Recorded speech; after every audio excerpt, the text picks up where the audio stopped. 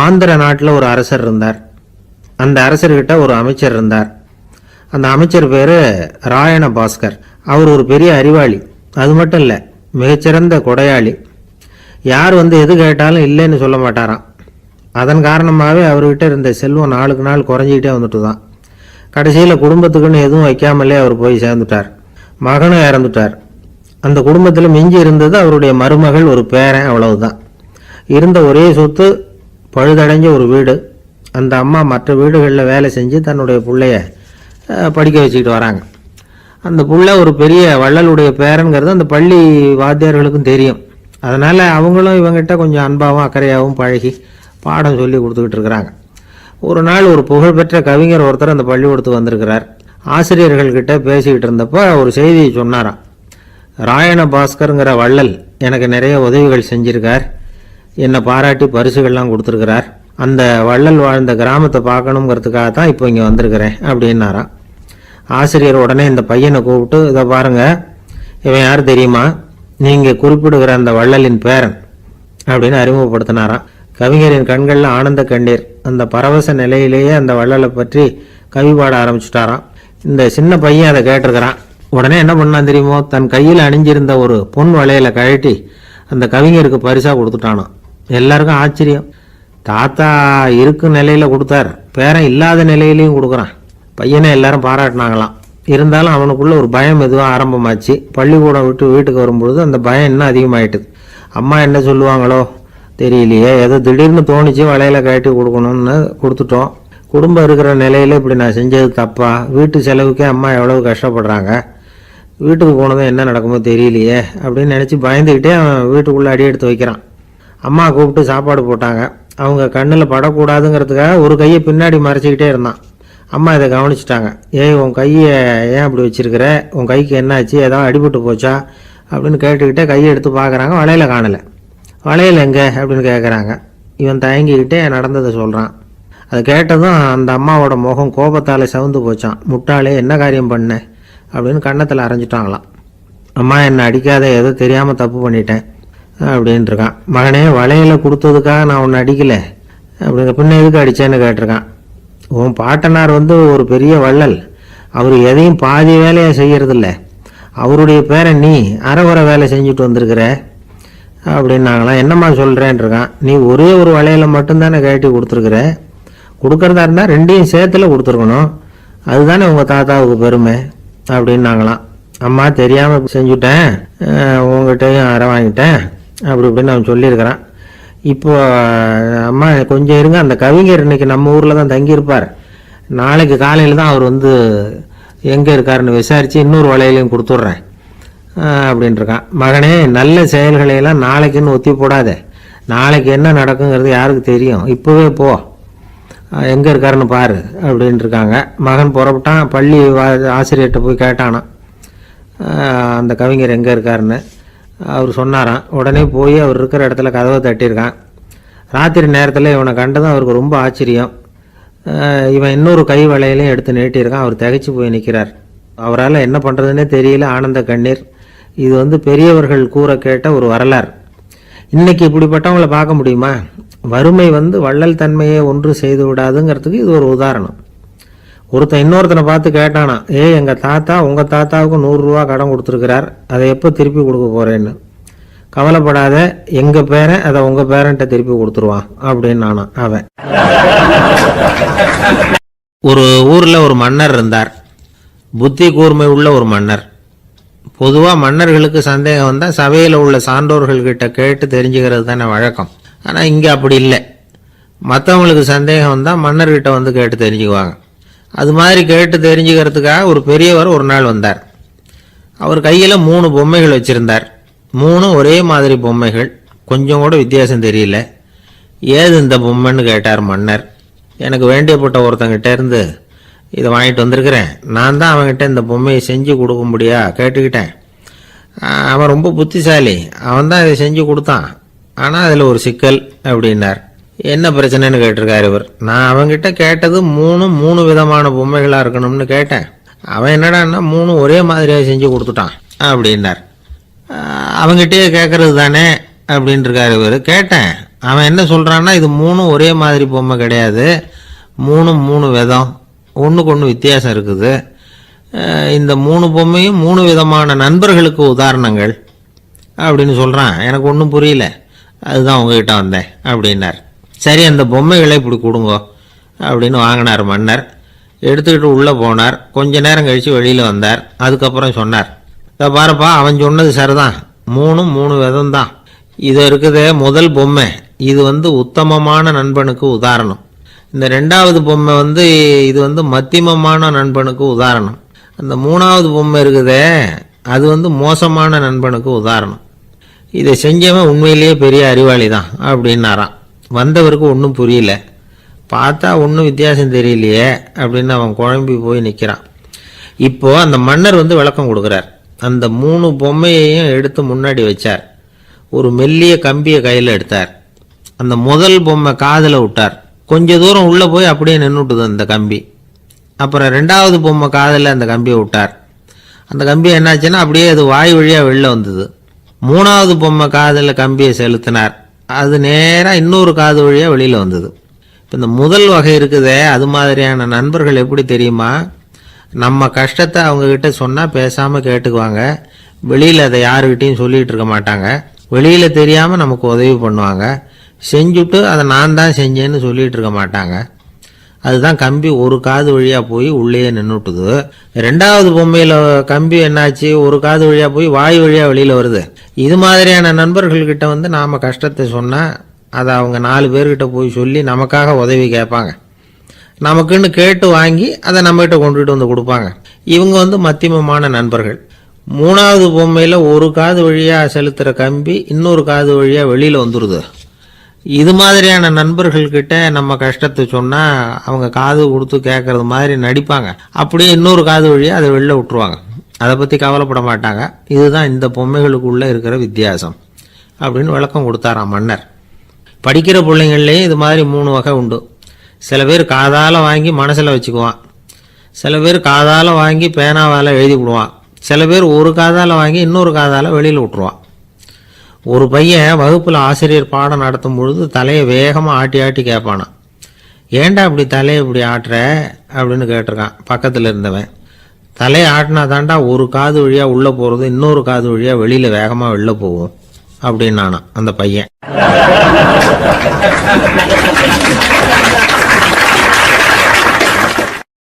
அந்த ஆளுக்கு பேச தெரியாது, அவர்கிட்ட கொஞ்சம் எச்சரிக்கையாக நடந்துக்கோ அப்படின்னு சொல்கிறது உண்டு. அப்படின்னா என்ன அர்த்தம்? அவர் இன்னமும் குழந்தையாகவே இருக்கிறாரு, இன்னும் பேச்சு வரலன்னு அர்த்தம்? அப்படி இல்லை, அவருக்கு நாகரிகமாக பேச தெரியலன்னு அர்த்தம். பேசுறதுங்கிறது மனுஷனால் மட்டுமே முடியக்கூடிய ஒரு காரியம். அப்படி இருந்தும் அதோட பெருமையை அவன் இன்னமும் சரியாக புரிஞ்சிக்கலன்னு தான் சொல்லணும். அதனால தான் அவன் அளவுக்கு அதிகமாக வார்த்தைகளை கொட்டி போடுறான். அதுக்கப்புறம் அதையெல்லாம் திருப்பி அள்ள முடியாமல் கிடந்து கஷ்டப்படுறான். கொட்டின வார்த்தையை அள்ள முடியுமா? ஒருத்தரை இன்னைக்கு பார்த்து முட்டாள்னு திட்டி போடுறீங்க, நாளைக்கு மறுபடியும் அவர்கிட்ட போய் நேற்றுக்கு உன்னை முட்டாள்னு சொல்லிவிட்டேன், அந்த வார்த்தையை திருப்பி கொடு வாங்கிட்டு போயிடுறேன் அப்படின்னு நான் சொல்ல முடியும்? அவன் கோபக்காரனாக இருந்தால் நேற்றுக்கே அதை வேறு விதமாக உங்களுக்கு திருப்பி கொடுத்துருப்பான். உலகத்தில் எவ்வளவோ ஜீவராசிகள் இருக்குது, அதுக்கெல்லாம் வாய் இருக்குது. அந்த வாயெல்லாம் எதுக்கு உபயோகம்? சாப்பிட்றதுக்காக. ஆனால் நமக்கு இருக்கிற வாய் சாப்பிட்றதுக்காக மட்டும் இல்லை, பேசுகிறதுக்காகவும் தான். பேச முடியலன்னா வாய் இருந்தால் கூட அது வாயில்லா ஜீவன் தான். ஒரு பையனை பார்த்து அது வாய் உள்ள புள்ள பொழைச்சிக்கும் அப்படின்னா மற்ற பையன்களுக்கெல்லாம் முகத்தில் வாயே இல்லைன்னு அர்த்தம்? அப்படி இல்லை, அந்த பையன் கொஞ்சம் கெட்டிக்காரத்தனமாக பேசுவான்னு அர்த்தம். அதனால் எப்படி பேசணும் அப்படிங்கிறத நாம் முக்கியமாக தெரிஞ்சுக்கணும்.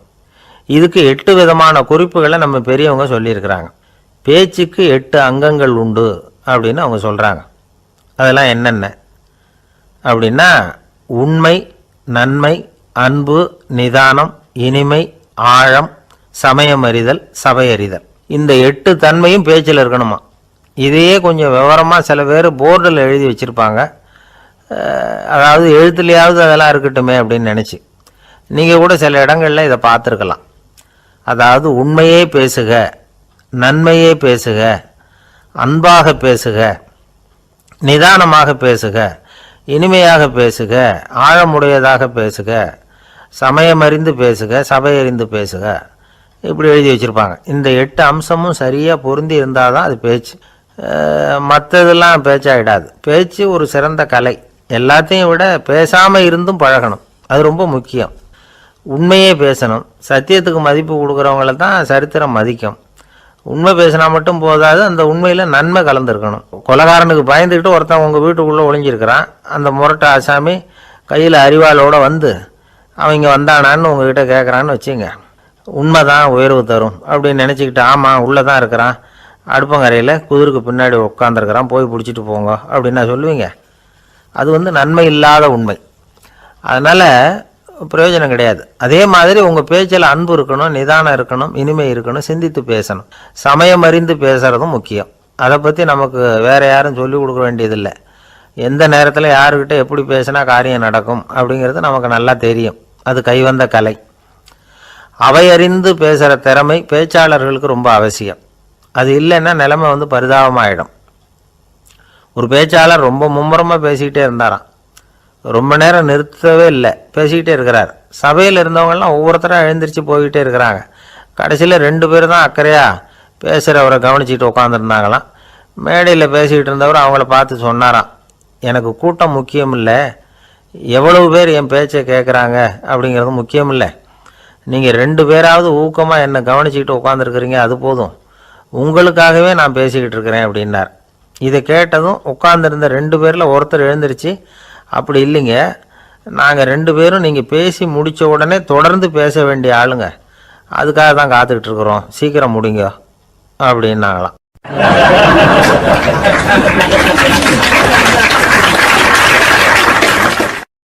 ஒருத்தர் வேகமாக நடந்து போகிறார். கடைத்தெருவில் ஒரு ஸ்வீட்டு கடையை பார்க்குறார். உடனே சடன் பிரேக் போட்டது மாதிரி நிற்கிறார். ஒரு ஸ்வீட் வாங்கி சாப்பிட்லாமேன்னு மனசு சொல்லுது. டாக்டர் வேணாம்னு சொல்லியிருக்கிறார், உடம்புக்கு ஒத்துக்காது, அதனால் அது வேணாம்னு சொல்லுது அறிவு. இவர் மனசு சொல்கிறத கேட்கல, அறிவு சொல்கிறபடி கேட்குறார். அதனால் மறுபடியும் வேகமாக அங்கேருந்து நடந்து போயிடுறார். அவர் நல்ல மனுஷன். மனுஷனுக்கு அறிவும் இருக்குது, உணர்ச்சியும் இருக்குது. எதுக்கு எடுத்தாலும் உணர்ச்சி வசப்பட்டுக்கிட்டு இருக்கக்கூடாது, அறிவு வசத்தில் நாம் இருக்கணும். அப்போ தான் நாம் நல்லபடியாக வாழ முடியும். இல்லைன்னா அவஸ்தை தான். மகாபாரதத்தில் சந்தனுன்னு சொல்லி ஒரு அரசன் வர்றான். அவன் ஒரு சமயம் அறிவு வசப்படாமல் உணர்ச்சி வசப்படுறான். அதாவது ஒரு நாள் கங்கை கரையில் ஒரு அழகான பொண்ணை பார்க்குறான். இவனுடைய மனசு அவகிட்ட போயிடுது. அவளை கல்யாணம் பண்ணிக்கிறதுக்கு ஆசைப்படுறான். அந்த பொண்ணு சரின்னு சம்மதிக்கிறா. ஆனால் ஒரு நிபந்தனை போடுறா. அந்த நிபந்தனைக்கு சம்மதம்னு சொன்னாதான் உன்னை கல்யாணம் பண்ணிக்குவேன்னு சொல்கிறா. சரி, அவள் போட்ட நிபந்தனை என்ன தெரியுமா?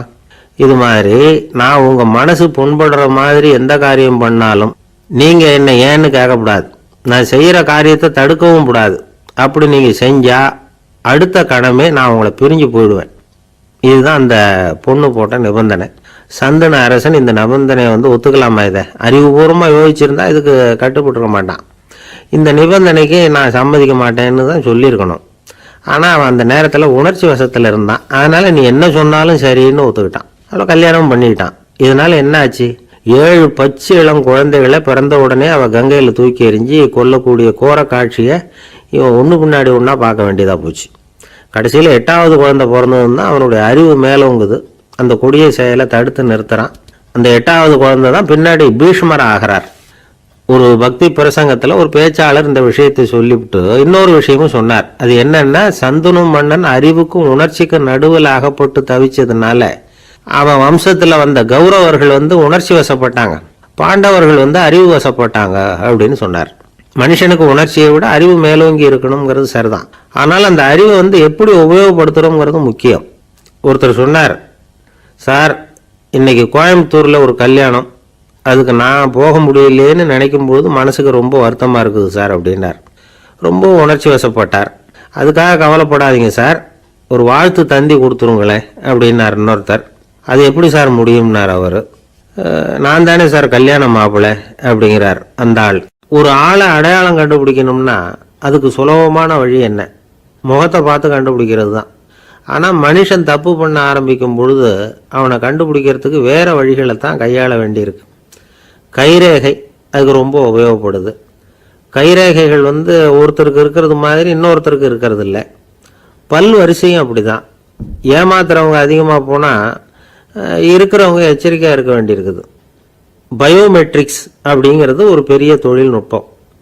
இதை உபயோகப்படுத்தி சில பாதுகாப்பு உத்திகளை எல்லாம் உருவாக்கி இருக்கிறாங்க அமெரிக்காவில்.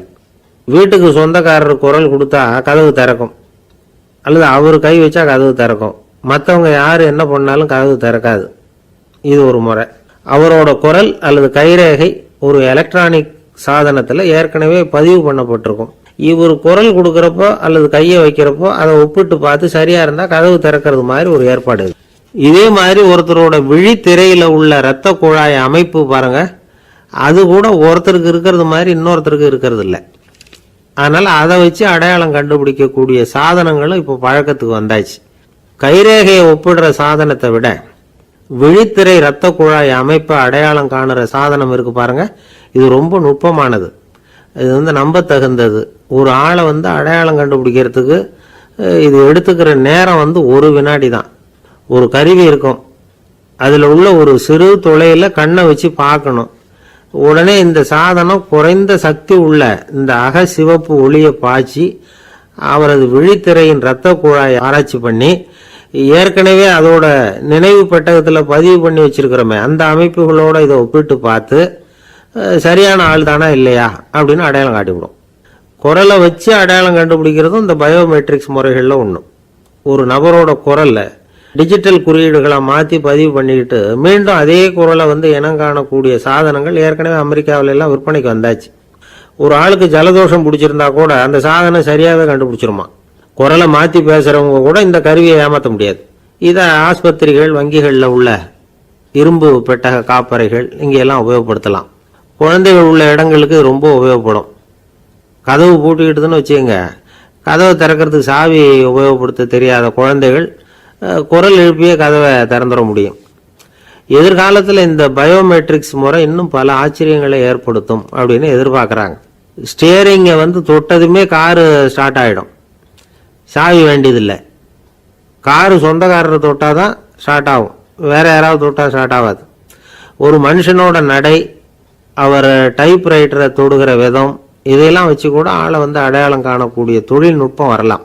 என்னதான் தொழில்நுட்பம் வளரட்டும், குடும்பத்துக்குள்ள நடக்கிற திருட்டுகளை கண்டுபிடிக்கிறது ரொம்ப கஷ்டம். ஒரு வீட்டில் பெட்டியில் இருந்த பணம் காணாமல் போச்சு, வீட்டுக்காரரோ அல்லது பையனோ தான் எடுத்துருக்கணும். பெட்டியை திறந்து பார்த்தா அந்த வீட்டுக்காரம்மா இதுல இருந்து பணத்தை எடுத்தது நிச்சயமா என் வீட்டுக்காரர் தான் அப்படின்னு சொல்ல முடியல. அவங்களால யோசிச்சாங்க. என்னம்மா அப்படி யோசிக்கிறீங்களேன்னு கேட்டிருக்காங்க. நிச்சயமா இந்த பணத்தை எடுத்தது என் வீட்டுக்காரர் இல்லை அப்படின்னு உறுதியாக சொல்லிவிட்டாங்க அந்த அம்மா. இது கேட்டவங்களுக்கு ரொம்ப ஆச்சரியமா இருந்தது. அந்த வீட்டுக்காரருக்கு அது ரொம்ப பெருமையா இருந்தது. அது எப்படி அவ்வளவு கரெக்டா சொல்றீங்க அப்படின்னு கேட்டிருக்கிறாங்க. அப்போ அந்த அம்மா சொல்லிச்சான், பெட்டியில இன்னும் கொஞ்சம் பணம் மிச்சம் இருக்குது, இவர் எடுத்திருந்தாருன்னா அப்படி மிச்சம் வச்சிருக்க மாட்டார், அதனால தான் அப்படி சொன்னேன் அப்படின்னாங்களாம்.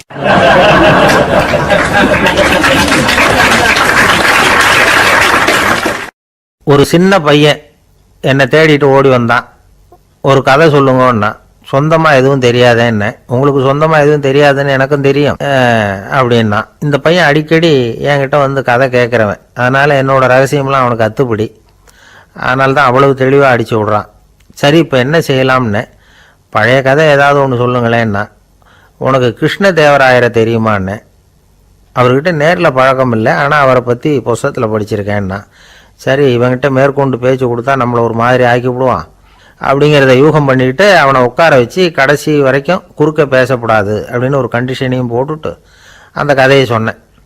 ஒரு சமயம் கிருஷ்ணதேவராயர் சமஸ்தானத்துக்கு ஒரு பெரிய வித்வான் சேர்ந்தாராம். என்னோட போட்டி போடுறதுக்கு இந்த ஊரில் யாராவது இருக்கீங்களா அப்படின்னு சவால் விட்டாராம். அந்த ஊரில் இருந்த பெரிய பெரிய வித்வான்லாம் இது ஏதுனா வம்பா போச்சுன்னு நினைக்க ஆரம்பிச்சிட்டாங்க. யாரும் அந்த ஆளோட போட்டி போடுறதுக்கு தயாராக இல்லை, எல்லாரும் நடுங்கிக்கிட்டு இருக்கிறாங்க. அந்த நேரத்தில் ஒருத்தன் மட்டும் தைரியமாக முன்னுக்கு வந்தான். அது யாருன்னா தெனாலிராமன். அந்த சமஸ்தானத்தில் விகட கவி அவன். என்ன அனுப்புங்க போட்டிக்கு, நான் ஜெயிச்சு காட்டுறேன்னா. உனக்கு அவ்வளவு தைரியம் இருக்குதா அப்படின்னு கேட்டாங்க. தைரியம் மட்டும்தான் என்கிட்ட இருக்குது, ஆனால் தைரியம் இருந்தால் அதிர்ஷ்டம் தேடிட்டு வருங்கிறது எனக்கு தெரியும் அப்படின்னா. அடுத்த நாள் போட்டி ஆரம்பமாச்சு. அந்த பெரிய வித்வான் நின்னார். தெனாலிராமன் எதிரில் நின்னான். அந்த வித்வான் ஒரு விரலை காட்டினார். தெனாலிராமன் பதிலுக்கு 2 விரலை காட்டினான். வித்வான் 3 விரலை காட்டினார். இவன் உடனே 4 விரலை காட்டினான். உடனே 5 விரலை காட்டினார் அவர். தென்னாலிராமன் உடனே தன்னுடைய கை முஷ்டியை காட்டினான், கையை மூடி காட்டினான். அவ்வளோதான், அந்த பெரிய வித்வான் கிருஷ்ணதேவராயர் காலில் விழுந்தார். நான் தோத்துட்டேன், என் தோல்வியை ஒத்துக்கிறேன் அப்படின்னு சொல்லிவிட்டார். கிருஷ்ணதேவராயர் அவரை தனியாக அழைச்சிட்டு போய் என்ன நடந்ததுன்னு விசாரித்தார். அந்த வித்வான் விளக்கம் கொடுத்தார். ஆண்டவன் ஒருவன் தான் உண்டுங்கிறத விளக்கிறதுக்காக நான் ஒரு விரலை காட்டினேன், அப்படி இல்லை சக்தியை சேர்த்தா சக்தி சிவன் 2 பேர் உண்டுன்னு உங்கள் வித்வான் 2 விரலை காட்டினார். மூர்த்திகள் 3 பேருங்கிறதுக்காக நான் 3 விரலை காட்டினேன். வேதங்கள் 4ன்னு சொல்லி ஒரு 4 விரலை காட்டினார். பஞ்சபூதங்கள் 5ன்னு நான் 5 விரலை காட்டினேன். அதையெல்லாம் அடக்கி ஆளணும்னு சொல்லி அவர் கையை மூடி உறுதியாக காட்டினார். அடடா, உங்கள் வித்வானுக்கு எப்பேற்பட்ட அறிவு, அவர் தான் ஜெயிச்சார், நான் தோத்துட்டேன் அப்படின்னார் அவர். அப்படி சொல்லிவிட்டு அவர் போயிட்டார். அதுக்கப்புறம் தெனாலிராமனை கூப்பிட்டு என்னப்பா நடந்தது அப்படின்னு கேட்டாராம். அதுக்கு தெனாலிராமன் விளக்கம் கொடுத்துருக்குறான். அவன் முதல்ல என்னை கொன்னுடுவேன்னு அந்த வித்வான் ஒரு விரலை காட்டினான். உடனே ஒரு 2 கண்ணையும் தோண்டி போடுவேங்கிறதுக்காக நான் 2 விரலை காட்டினேன். உனக்கு நாமம் போட்டுருவேன்னு சொல்லி 3 விரலை காட்டினான். அதை அழிச்சிருவேன்னு 4 விரலை காட்டினேன். உன்னை அரைஞ்சிருவேன்னு அவன் 5 விரலை காட்டினான். நான் உங்களை குத்தி போடுவேன்னு சொல்லி கையை மூடி காட்டினேன் அப்படின்னா. இப்போ பாருங்கள், ஜெயிச்சது யார்? தைரியம் மட்டும் இருந்துட்டா அதிர்ஷ்டம் தானாக தேடி வருங்கிறது எவ்வளவு உண்மையாக போச்சு. அதனால் நாம் எப்பவும் தைரியமாக இருக்கணும்னு சொல்லிவிட்டு என் எதிரில் கதை கேட்டுட்டு உட்காந்துருந்த சின்ன பையனை பார்த்தேன்.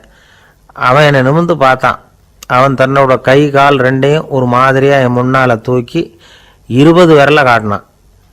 எனக்கு ஒன்றும் புரியல. இதுக்கு என்னப்பா அர்த்தம்னு கேட்டேன். இதே கதையை இதுக்கு முன்னாடி என்கிட்ட 20 தடவை நீங்கள் சொல்லியிருக்கீங்கன்னு அர்த்தம் அப்படின்னா.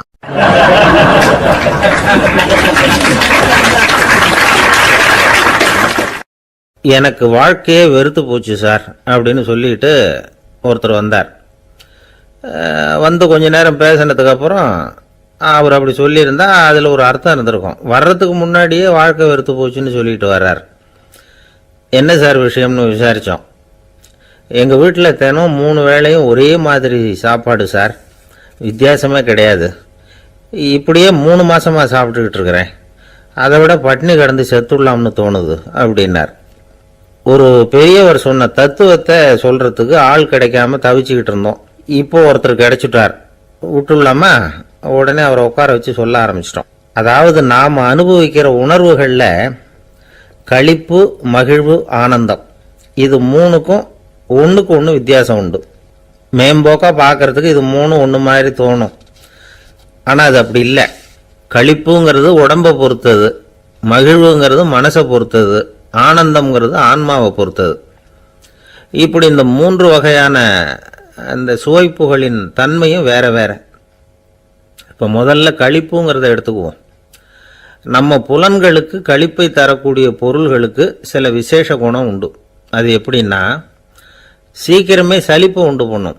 ஒருத்தர் அந்த பொருளை எடுத்துக்கிட்டா அது இன்னொருத்தருக்கு குறைஞ்சிரும். உணவு, உடை, இதெல்லாம் களிப்பை தரக்கூடிய பொருள்கள். இப்போ உதாரணத்துக்கு, ஒரு சாப்பாட்டு மேசையில் ஒரு பாத்திரத்தில் 10 இட்லி இருக்குது. அதில் ஒரு 2 இட்லியை நம்ம தட்டில் எடுத்து வச்சு சாப்பிட்றோம். நாம் சாப்பிட்ட அந்த இட்லி நிச்சயமாக எதிரில் உட்காந்துருக்கிறவருக்கு இல்லை, அவருக்கு உபயோகப்படாது. நாம் சாப்பிட்ட அதே இட்லியை அவரும் சாப்பிட முடியாது, அவர் வேற தான் எடுத்து வச்சுக்கணும். அது மாதிரி நாம் ஒரு சட்டையை எடுத்து போட்டுக்கிறோம், அதே சட்டையை அதே நேரத்தில் இன்னொருத்தர் போட்டுக்க முடியாது. புலன்களுக்கு களிப்பை தரக்கூடிய இது மாதிரி பொருள்கள்லாம் முதல் தடவை நமக்கு கொடுக்குற களிப்பை 2வது தடவையும் கொடுக்காது. 3வது தடவை இன்னும் குறையும், கடைசியில் வெறுப்பாக மாறிடும். ஒவ்வொன்றா இட்லியை தொடர்ந்து சாப்பிட்றோம்னு வச்சுக்கோங்க, முதல் இட்லி தரக்கூடிய சுவையை 30வது இட்லி தராது. முதல் தடவை புது சட்டையை போட்டுக்கிறப்போ நமக்கு இருக்கிற களிப்பு அதே சட்டையை 100வது தடவையாக போட்டுக்கிறோம்னு வைங்க, அப்போ இருக்குமா? இருக்காது. இதுதான் களிப்பு. அதாவது சீக்கிரமே சலிப்பை தரக்கூடியது. ஒருத்தர் எடுத்துக்கிட்டால் இன்னொருத்தருக்கு குறைஞ்சி போகக்கூடியது. ஆனால் மகிழ்ச்சிங்கிறது அப்படி இல்லை. ஒருத்தர் அனுபவிக்கிறதுனால இன்னொருத்தருக்கு குறைஞ்சி போகாது. இப்போ காலையில் சூரியன் உதயம் ஆகிறத பார்த்து சந்தோஷப்படுறோம், அதையே இன்னொருத்தரும் பார்த்து சந்தோஷப்படலாம். ஒரு நல்ல சங்கீதத்தை கேட்குறோம், ஒரு அழகான ஓவியத்தை ரசிக்கிறோம், நீங்கள் ரசிக்கிற அதே நேரத்தில் இன்னொருத்தரும் அதை ரசிக்கலாம். அதனால் அது குறைஞ்சி போகிறதில்ல. இது மகிழ்வு. ஆனால் ஒன்று, ஒரே பாடலை வந்து திரும்ப திரும்ப கேட்டுக்கிட்டு இருந்தால் கடைசியில் அலுப்பு தட்டும். அதாவது மகிழ்வுங்கிறது எப்படின்னா, மற்றவங்களோட பகிர்ந்து கொள்றதுனால குறையாது. ஆனால் ஒரே பொருள் மீண்டும் மீண்டும் வந்து அனுபவிப்ப தர்றப்போ முதல்ல மகிழ்வு அதிகரித்து அதுக்கப்புறம் அது மங்கி மறைஞ்சு போயிடும். இதுதான் அந்த மகிழ்வுங்கிறதுக்கு இலக்கணம். சரி, இப்போ மூணாவதாக சுகம் தரக்கூடிய ஆனந்தம்ங்கிறது எப்படின்னா, இது நமக்கு உள்ளே இருந்து சுரக்கிறது. மனசு வந்து சலனங்கள்லேருந்து விடுபடுறப்போ இந்த ஆனந்தம் வந்து நமக்கு கிடைக்கும். இது வந்து நிலையான சுகம், ஆத்ம சுகம். களிப்பிலிருந்து மகிழ்வுக்கும் மகிழ்விலிருந்து ஆனந்தத்துக்கும் செல்றது தான் மனிதன் நடத்த வேண்டிய முக்கியமான பயணம். இவ்வளவு விஷயத்தையும் கேட்டுட்டு இந்த காலத்து பையன் ஒருத்தன் வந்தான். சார், இப்போ நீங்கள் ஒரு சாப்பாட்டு மேசையில் ஒரு 10 இட்லி வைக்கிறீங்க, என்ன உட்கார வைங்க, எதிரில் இன்னொருத்தனை வந்து உட்கார வைங்க, நான் வந்து களிப்பு மகிழ்வுலாம் தாண்டி நேரடியாக ஆனந்தத்துக்கு பயணம் பண்ணி காட்டுறேன் அப்படின்னா. ஒன்றும் புரியல அவன் சொன்னது. அது எப்படி, அப்படி என்ன பண்ணுவ நீ அப்படின்னு சொல்லி கேட்டோம் ஆச்சரியமா. 2 இட்லி சாப்பிட்டா தானே சார் களிப்பு, நான் 10 இட்லியும் மொத்தமாக சாப்பிட்ருவேன், அடுத்தவனுக்கு எதுவும் கிடைக்காது, அவனுக்கு கிடைக்காதபடி நாமே சாப்பிட்டுடுறோம்ல, அதுதானே நமக்கு ஆனந்தம் அப்படின்னு அதுக்கு ஒரு விளக்கம் சொல்கிறான்.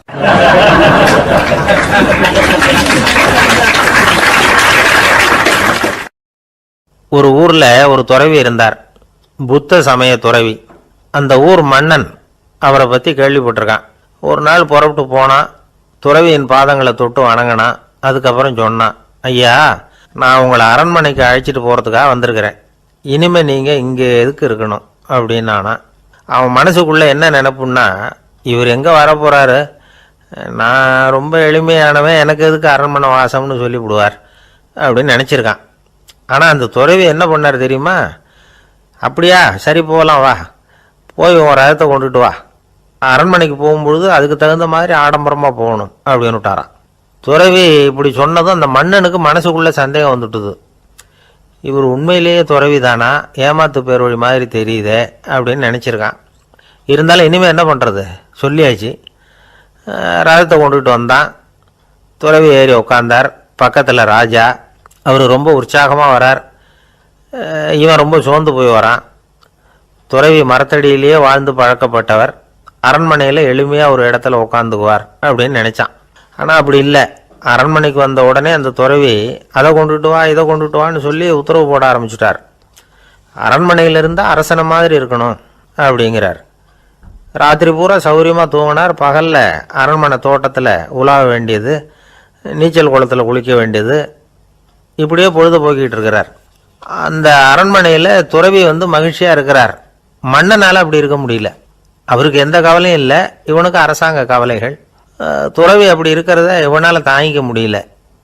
ஒரு நாள் அவர்கிட்டயே போய், நான் உங்ககிட்ட கொஞ்சம் பேசணும்னு நானா. துறவி பார்த்தார். நான் இந்த அரண்மனைக்கு வரும்பொழுதே நீ என்னமோ என்கிட்ட கேட்கணும்னு நினச்ச, ஏன் காலதாமதம், நீ அனாவசியமாக உன்னையே தொந்தரவு பண்ணிகிட்டு இருக்கிற, நீ கவலையாக இருக்கேங்கிறது எனக்கு புரியுது. நான் மரத்தடியில் இருந்தப்போ கூட என்னை அடிக்கடி வந்து சந்திச்சுக்கிட்டு இருப்பேன், ஏதாவது விளக்கம் கேட்குறது உண்டு. இங்கே வந்த பிறகு என்னை சந்திக்கிறது கூட அபூர்வமாக போயிட்டுது. நீ இப்போ என்ன கேட்க போகிறேங்கிறது எனக்கு தெரியும், இருந்தாலும் கேள் அப்படின்னாராம். வேற ஒன்றும் இல்லைங்க, இப்போ உங்களுக்கும் எனக்கு என்ன வித்தியாசம், 2 பேரும் அரண்மனையில் தான் இருக்கிறோம். நீங்கள் மகிழ்ச்சியாக இருக்கிறீங்க, நான் அப்படி இருக்க முடியல. இவ்வளவுக்கும் நீங்கள் முன்னாடி இருந்தது மாதிரி இல்லை. தினமும் தங்க தேர் கேட்குறீங்க, உயர்தரமான ஆடைகள் அணிகிறீங்க, சுவையான சாப்பாடு. இப்படி இருக்கிறப்போ உங்களுக்கும் எனக்கு என்ன வித்தியாசம்? இதுதான் மன்னனுடைய கேள்வி. இதுக்கு பதில் சொல்கிறேன், என் கூட புறப்பட்டு வா, இந்த நகரத்துக்கு வெளியில் போவோம் அப்படின்னு சொல்லி அரசனை கூப்பிட்டுக்கிட்டு ஊர் எல்லைக்கு வந்து சேர்ந்தார் துறவி. அங்கே போய் சொன்னார், இதை பாருப்பா, இந்த இடத்த தான் தேடிக்கிட்டு இருந்தேன், இனிமேல் நான் வந்து திரும்பி வரப்போகிறதில்ல, நீ என்னோட வர்றியா திரும்பி போறியா அப்படின்னார். நான் எப்படிங்க உங்கள் கூட வர முடியும், என்னுடைய நாடு, என்னுடைய சொத்துக்கள், மனைவி, மக்கள் எல்லாத்தையும் விட்டுட்டு எப்படிங்க வர்றதுன்னா. இப்போ அந்த துறவி சொன்னார், இப்போ வித்தியாசத்தை தெரிஞ்சுக்கிட்டியா, நான் அரண்மனையில் இருந்தேன், எல்லா வித பொருள்களும் உடையவனாக இருந்தேன், ஆனால் எதையும் சொந்தம் கொண்டாடுறவனாக இருக்கல. ஆனால் நீ அப்படி இல்லை, எல்லாத்தையும் சொந்தம் கொண்டாடிக்கிட்டு இருக்கிற, இதுதான் நமக்குள்ள வித்தியாசம் அப்படின்னு சொன்னார். அரண்மனை ஆடைகளை அப்படியே கலைஞர் அரசங்கிட்ட கொடுத்தார். உன்னுடைய ஆடைகளை நீயே வச்சுக்கோன்னார். அவர் பாட்டுக்கு நடந்து போனார், திரும்பியே பார்க்கல. அரசனுக்கு அப்போ தான் தன்னுடைய அறியாமை விளங்குச்சான். இதிலேருந்து நாம் புரிஞ்சிக்க வேண்டியது என்னென்னா, இந்த உலகத்தில் எத்தனையோ பொருள்கள், அதையெல்லாம் முறையாக பயன்படுத்தினா மகிழ்ச்சி. அதை விட்டுட்டு அதுக்கெல்லாம் சொந்தம் கொண்டாட ஆரம்பித்தா கவலை. நம்ம ஆட்கள் சொந்தம் கொண்டாடுற விதமே தனி. ஒரு ஆள் இன்னொருத்தங்கிட்ட ஒரு கொடை கடன் வாங்கியிருந்தான், திருப்பி கொடுக்கல. கொடையை கொடுத்தவன் கேட்டான், என்கிட்ட கடன் வாங்கினிய கொடை, அதை கொஞ்சம் திருப்பி தர்றியான்னா. அது உனக்கு இப்போ அவசரமாக தேவைப்படுதா அப்படின்னு கேட்டான் இவன்.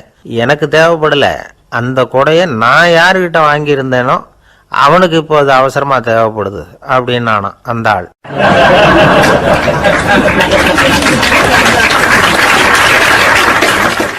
ரெண்டு பேர் சுவாரஸ்யமாக பேசிகிட்டு இருக்கிறப்போ குறுக்க புகுந்து தொந்தரவு பண்ணுறதுக்குன்னே சில பேர் இருப்பாங்க. அது ரொம்ப இடைஞ்சலாக இருக்கும். இதே மாதிரி மின்காந்தம் கூட குறுக்க புகுந்து தொந்தரவு பண்ணும். கடைசியில் அது ஒரு பெரிய இடைஞ்சலில் கொண்டாந்து விட்டுரும். சில வீடுகளில் கேபிள் கனெக்ஷன் இல்லாமல் சில தனியார் டிவி காட்சிகள் தெரியும். அதுக்கு என்ன காரணம்னா, இந்த மின்காந்த குறுக்கீடு தான் காரணம். இதைத்தான் சுருக்கமாக இஎம்ஐ அப்படின்னு சொல்கிறாங்க. அதாவது எலக்ட்ரோ மேக்னெட்டிக் இன்டர்ஃபியரன்ஸ். இது ஏற்படக்கூடிய இடங்கள் எது எதுன்னு எடுத்துக்கிட்டால் அது ஒரு பெரிய பட்டியலாகவே போயிடும். இந்த இஎம்ஐ தொந்தரவு கேபிள் டிவியில் மட்டும்தான் இல்லை, ராக்கெட் ஏவுதளத்தில் உள்ள ரேடார்கள், அங்கே உள்ள சில சக்தி வாய்ந்த தொலைத்தொடர்பு சாதனங்கள், விமான தளங்களில் உள்ள ரேடார்கள், கப்பல் தளங்களில் பொருத்தப்பட்டிருக்கக்கூடிய சக்தி வாய்ந்த ஆண்டனாக்கள், இப்படி நிறைய சொல்லலாம். காவல் நிலையங்களில் பயன்படுத்தப்படுகிற வயர்லெஸ் தொடர்பு சாதனங்கள் கூட ஓரளவுக்கு இந்த மின்காந்த அலைகளை வெளியிடும். நம்ம வீட்டில் உட்காந்துக்கிட்டு ரேடியோ கேட்டுக்கிட்டு இருப்போம் அல்லது டிவி பார்த்துக்கிட்டு இருப்போம்.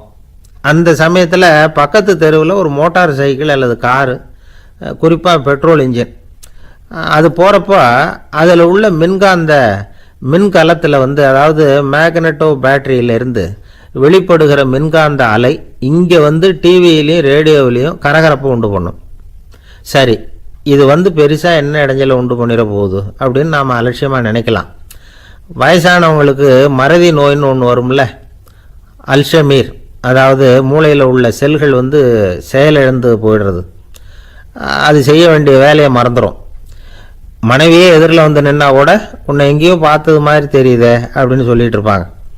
அப்படி ஒரு மறதி. இந்த விசித்திரமான நோய்க்கு இதுவரைக்கும் மருந்தே இல்லைன்னு வேற சொல்கிறாங்க.